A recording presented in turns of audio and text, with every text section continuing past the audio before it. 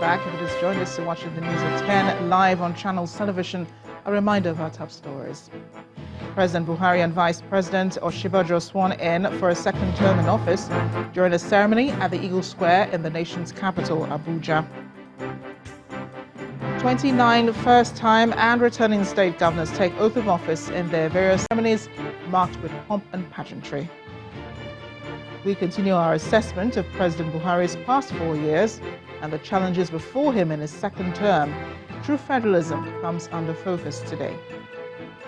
And U.S. Special Counsel Robert Mueller breaks silence on the Russia inquiry, says charging President Donald Trump with a crime was not an option.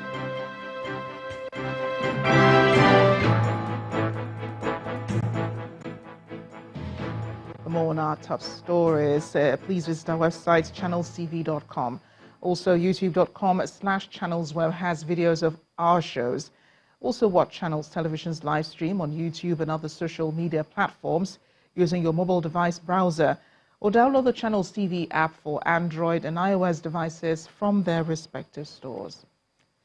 Besides giving you access to news updates on the go, the Channels TV and Channels 24 app have an eyewitness feature that you can use to share pictures, videos, or news of happenings around you. Just install the app, then tap and swipe to reveal the menu and follow the instructions. Nigeria today entered another dispensation with the swearing in of President Buhari for a second term, but the challenges confronting the nation appear to be mounting. Analysts believe the president and the political leadership need to act fast on some of the nation's challenges, and some believe the way out is restructuring or true federalism. As we continue our special focus on the nation's journey, we turn our attention to perceived solutions to the structural imbalance. Our political correspondent, Seun Okimaloye, reports. Nigeria must restructure its present governance architecture. This is time to renegotiate Nigeria. We need to unbundle the federal government. Those are the usual sound bites that you hear on your television and have been on for several decades. A people of almost 400 tribes and hundreds of ethnic nationalities, numerous languages and dialects, the nation's diversity is enormous. The need for all to sit down at a table has been raised in several conferences held, some leading to constitutional reviews, while some simply are documented and perhaps forgotten in some shelves gathering dust. The last one was a confab of 2014, and of course, some of the major issues confronting the nation are brought to the front burner. Issues of state police, local government administration, devolution of power, state curation, revenue sharing, fiscal federalism, and so many things came up. True federalism is necessary at this juncture of our political and democratic evolution. It appears Nigeria's problem is neither that of conferences nor good recommendations. Why has the many suggestions not implemented? So what exactly is the problem? Is it legal or political? So I approach two experts in these sectors, a political scientist and a lawyer who has been part of most constitutional reviews in Nigeria in the past years. So I asked the question, is the problem political or legal? It's a mix of both. Legal because it will be difficult to achieve a restructuring within the present legal arrangements of the country. Political because there is so much advantage people have in not allowing for restructuring. There's been some commitment from politicians on restructuring Nigeria, but it appears when they get into power, it becomes a secondary agenda. The APC has set up a committee on true federalism led by Kaduna Governor Nasiru El-Rufai, but not much has been heard about that since the report was submitted. Why is it difficult to restructure Nigeria? But there's a lack of sincerity amongst our leaders, and yet the country desperately needs to be restructured. A big question is, what is the way out? People need to sit down to, articulate and summarize what restructuring actually means. What can you do legally, which means what portions of the existing constitution can you think now that you can reform? We must go back to where we were by 1966, when the military adventurers or political adventurers turned the country into a unitary state. There is no question as to the need to fix some of the structural issues of the country. Indeed, the need is becoming more and more pressing. If this country does not restructure, it will continue to be underdeveloped.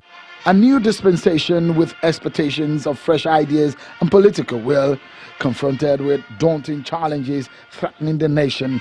Restructuring or not, the fact remains that something needs to be done, and not fast. Shenwa Kimaloye, reporting for Channels Television News. Let's examine this issue further. We're now joined live from our Abuja studio by a senior advocate of Nigeria and the Vice Chancellor of Bayes University, Abuja, Professor Tahir Rahman. Professor, thank you for joining us on the News at 10. Now, considering the enormity of the nation's challenges, do you think a matter like restructuring will be on the mind of the president in his second term? Thank you, Amarachi. Well, nothing will be off his desk, because what we call restructuring has to do with the way we organize our system, legal, political, revenue in terms of resources, control of resources, and a whole range as stated in the background. And remember, the issue of restructuring of the country, the structure of the country dates back to the first time Nigeria came into being, and when we had only two protectorates, South and Northern Protectorate of Nigeria, and then subsequently the various subdivisions of the country into smaller and smaller and smaller units in response to various demands of each phase of our constitutional and political development. And it has been, of course, at some point manipulated as well by some politicians who wanted to create some kind of weaken some regions, if, for instance, taking the creation of the Midwest, you know, in the early stages of our First Republic. And subsequently, too, even some people were rewarded with states during military regimes. So it actually depends on what is intended to be achieved. And for me, unfortunately, the goals have been very diverse, and we cannot pin down exactly what is intended at the moment, other than when people mouthing the word restructuring through federalism. And for me, I don't know if there's anything anywhere where you can call true federalism, because each federal form of arrangement for each country is unique and depends on its history, its context, and its level of development. It's not about the size of the confederating units, although to some extent that plays some role. And but in our own case, even if at the moment we do away with the states and probably leave out the local governments, the issues will still be there, because I see more of issues about good governance than the structure itself, because we've seen quite a number of states in the country where, you know, despite all the enormous resources at their disposal, they are not doing well. We've seen some states, in spite of the present structure, they are doing a very good job. If you take Lagos, for instance, for the last 20 years, we've seen Lagos really running away from the rest of the country.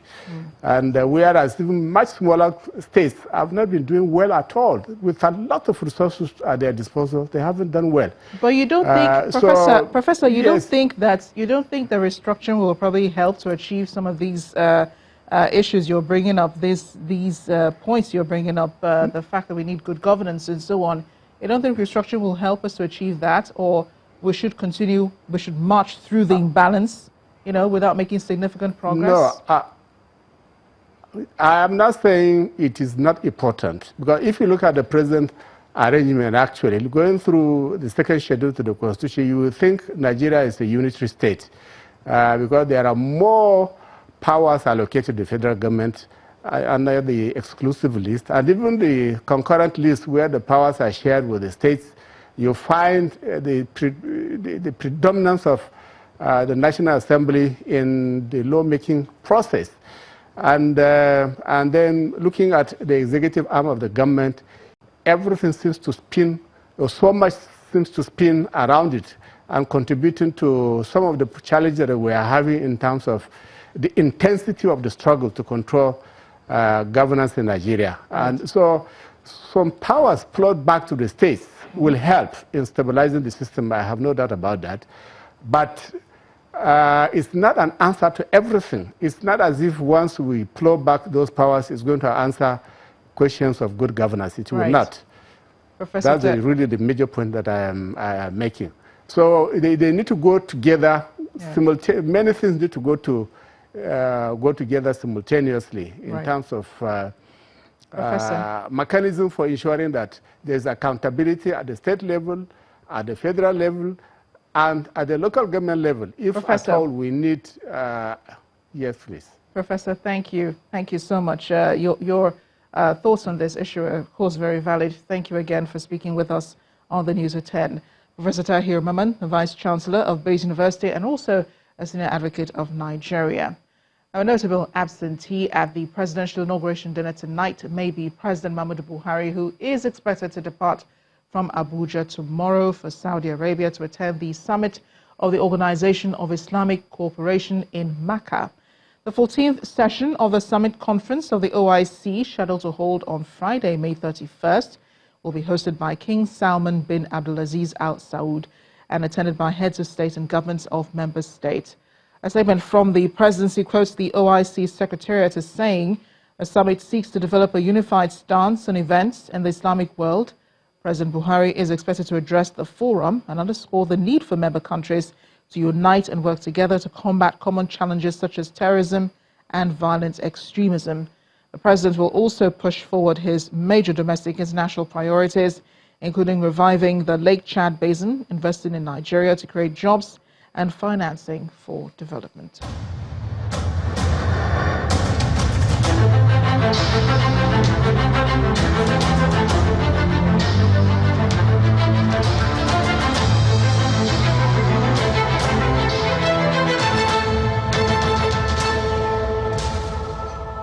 Celebrations continue on the inauguration. The Delta State Governor, Ifeanyi Okowa, has called on the people to embrace peace, partner with the governments, and honor God in all their ways.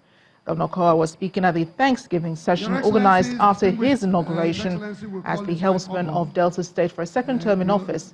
The worship and praise session, which featured foremost gospel artists, was well attended by friends and family, government functionaries, and traditional rulers.